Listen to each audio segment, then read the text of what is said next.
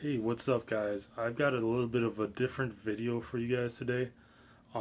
It's gonna be one of my life vlogs, but I'm gonna show you what I'm really up to. It's a big project, and it really has to do with what I'm collecting and all my hobbies. So here we go.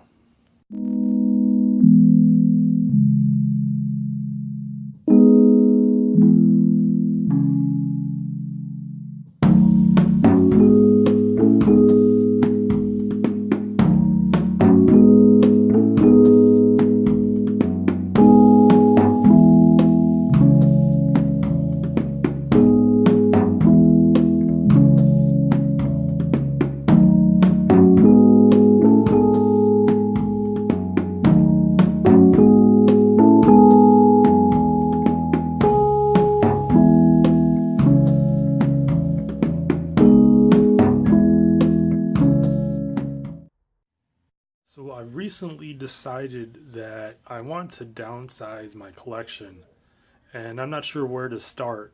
So So I figured I might as well start with the biggest parts of my collection, and that has to do with the toys and the comic books.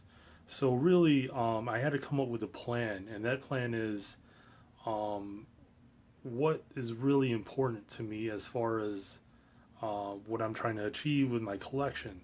So I had to really think about that, just as far as my comic book collection, and I just came into this realization that I'm not able to keep up with the current um, the current comic books. So I'm really going to just downsize and try to figure out what's important to me, what's not. Just try to keep a select few runs and see which I want to keep from there. I really know that as far as my X-Men collection, I want to keep that. I want to really keep my Marvel collection, you know, geared towards the X-Men stuff because that's what I really, that's what I originally started watching and reading. Well, not watching the cartoons, but reading.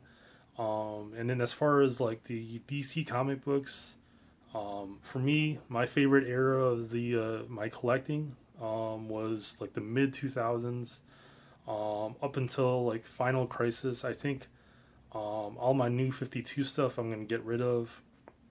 And as far as my toys, I think I'm just gonna focus in on what's really important to me as far as like because I have so many random things. I think maybe my Transformers, my Ninja Turtles, my my X-Men Marvel Legends. I got to figure out what to do with my mini mates, and of course my WWE stuff, like specifically my Mattel Elite stuff.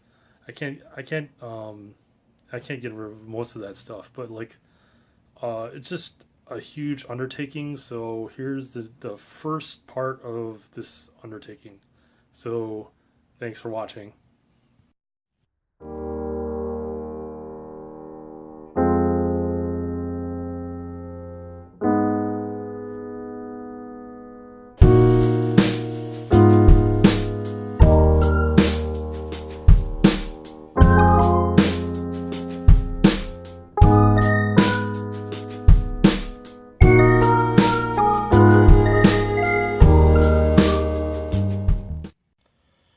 Here's another comic book miniseries that I really liked. I was debating whether I should get rid of this or not, but what I do for, I guess, my screening process is I take a look at the first issue and I try to remember if I had any attachment to the series at all. And what I did was I opened the first issue and just read through, well, not really read, but skimmed through the pages. And yeah, I'm definitely going to keep this one. This was visually stunning. I always compare this to what do I compare this to? Like the Batman. I think the Batman Returns, like the Frank Miller series when he's an older guy. I'm not sure if that's the correct title. I'm just, but anyways, yeah, this is Spider-Man Reign. This is written, and I think it's also drawn, or at least the pencils are, by Carr Andrews. This is actually the second printing variant. I really liked this cover. I also have the original cover, or the common cover, which is really cool. It has a great noir look to this series. Just a really nice and well done book. All the colors are really subtle. Nothing too vibrant here. It just lends to the tone of the story. Just it's more of a melancholy, somber story of an older Peter Parker returning after so many years, or not really returning, but he's stayed in New York. Everybody moved out, and he just decides to put on the mask one more time. It's a great story. So this is one of the comic books that I've decided to keep.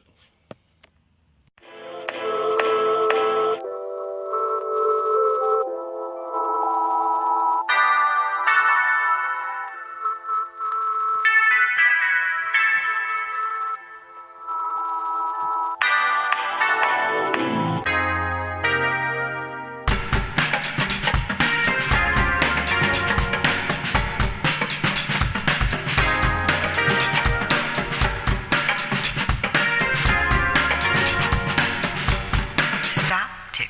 Looking back, I was static, it's true. I didn't have a shoulder to lean on, so I guess I didn't want to move. And when I thought I could comfort you, when you seemed like a mausoleum, I thought I could just come running into you and be. Hey guys, this is the Excalibur Visionaries collection. I got this from Half Price Books. I'm a huge fan of Excalibur, especially like in the mid '90s. Actually, the early '90s too, when Nightcrawler and Kitty Pryde was on the team, and it was Megan and Captain Britain. I think this is later on in the Excalibur series because this is Warren Ellis. All the you don't see much of Moira, and you actually see X-Men. So this is actually after post Age of Apocalypse. Oops. But yeah, this is I didn't really pick up any of the Excalibur issues when I was a younger collector, but I saw this a couple of years ago, and I just had to have it because it just reminds me of how much I missed out. I mean, it was such great writing, and it was such an awesome team. I think I didn't really appreciate it when I was younger because I always wanted Nightcrawler to be on the X-Men again, but Excalibur was such an awesome team. Yeah, I'm definitely keeping this guy.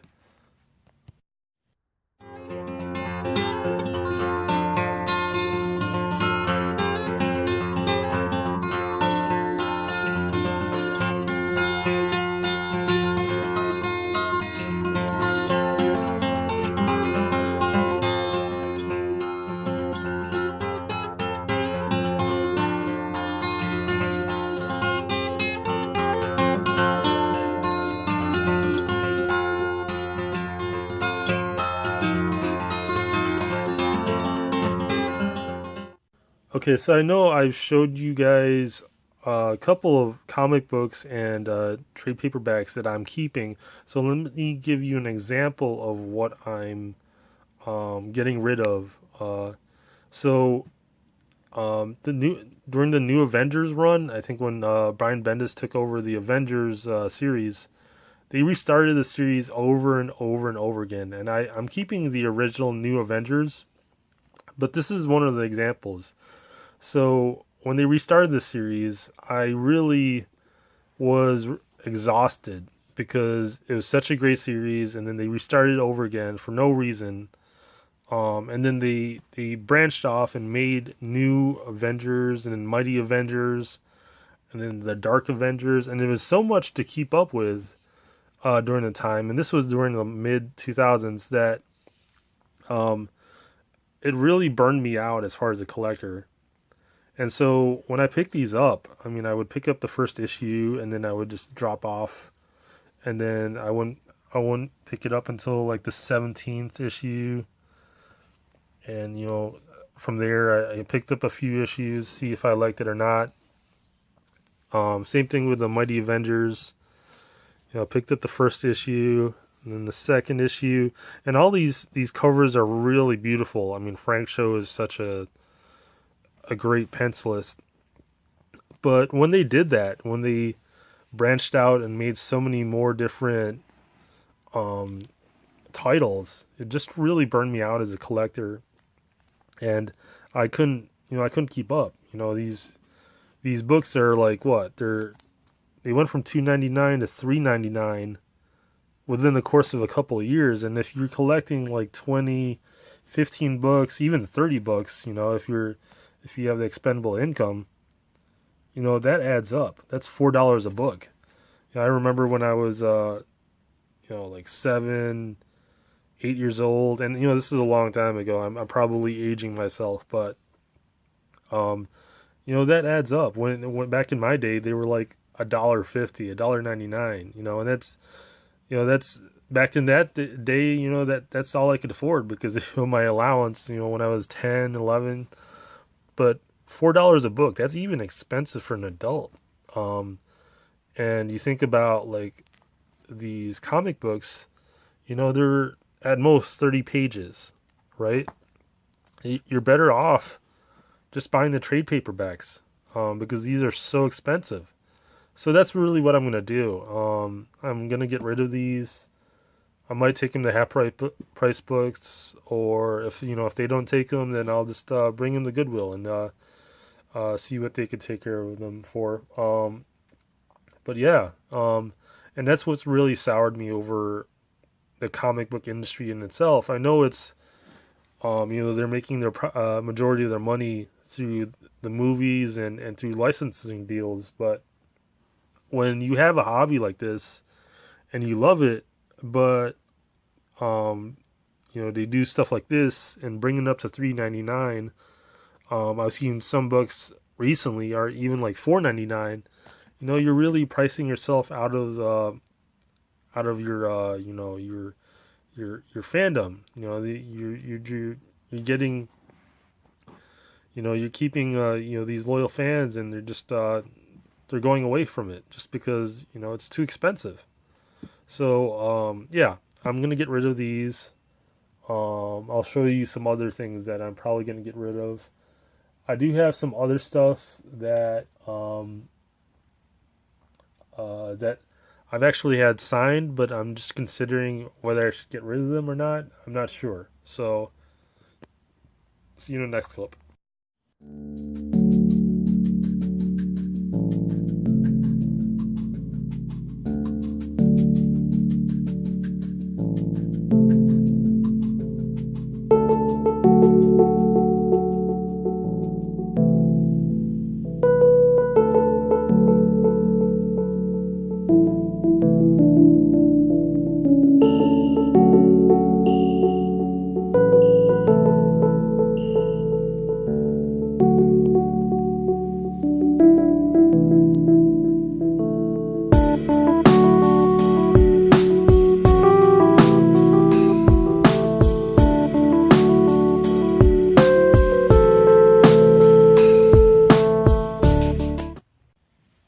So this is Avengers.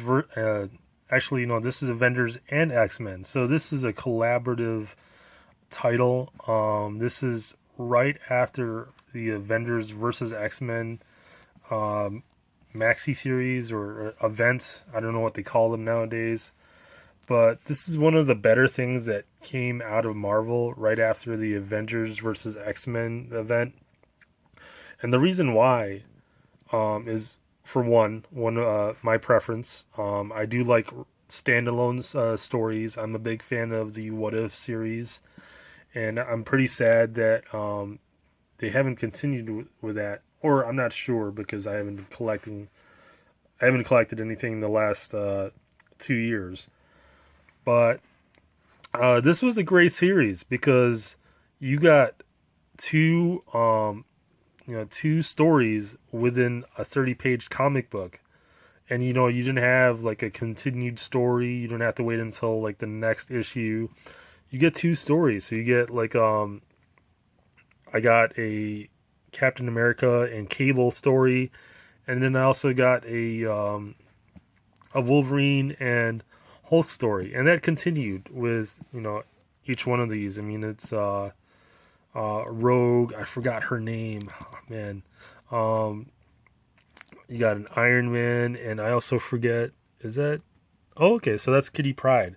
So you get two stories, and each of the stories are pretty entertaining.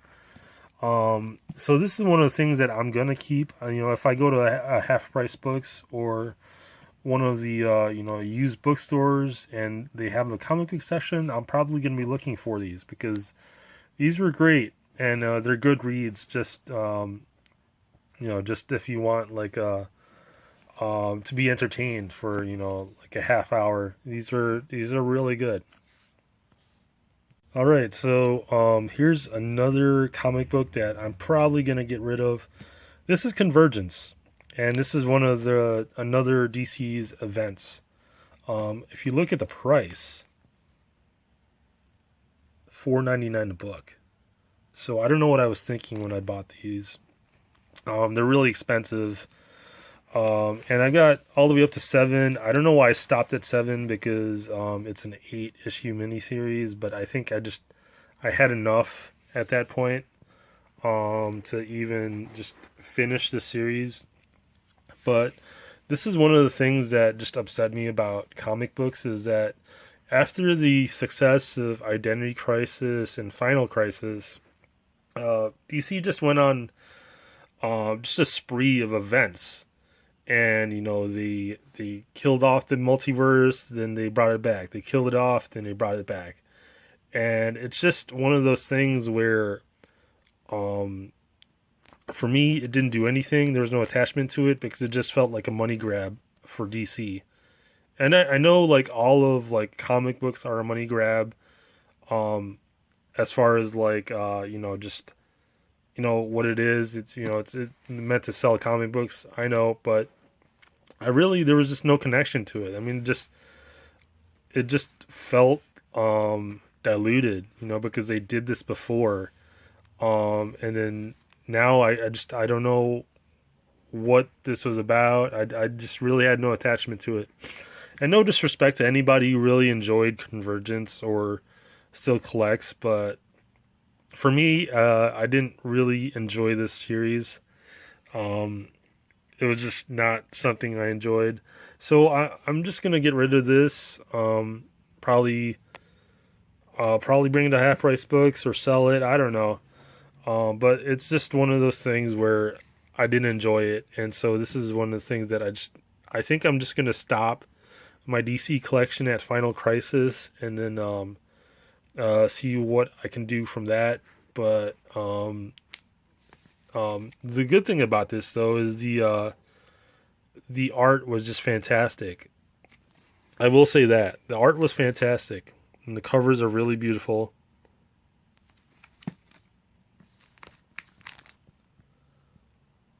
But I'm a story guy, and I just immediately I didn't feel any connection to this at all. There's so much going on in this.